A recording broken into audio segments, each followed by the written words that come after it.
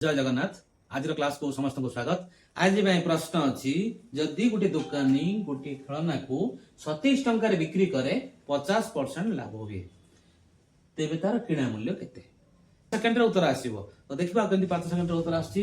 देखो जदि किणा मूल्य 100 टंका हुए तेबे बिक्री मूल्य 150 टंका काहेकि ना 50% लाभ 50% लाभ रे 150 टंका से बड़ी। देखो एठी कोन आमे लक्ष्य करछे 100 और 150 भितर कौन अच्छी संपर्क देखा 100 हूँ 50 2 गुण 150 हूँ 150 3 गुण। ए देखा यदि एटा 2 गुण किणा है 3 गुण बिक्री से भली यदि 27 टंका आमको बिक्री है तेबे 27 हूँ 9 र 3 गुण आम 9 र 2 गुण नहीं जिबा किणा तेबे 18 टंका किणा मूल्य हेले 27 टंका बिक्री मूल्य।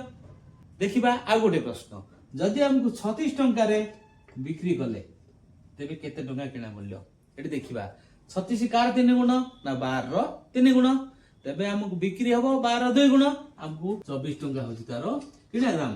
तेबे देखो जति टंका हमकु किणा अछि तार 50% लाभ तो हमकु 2 गुण किणा हले 3 गुण बिक्री।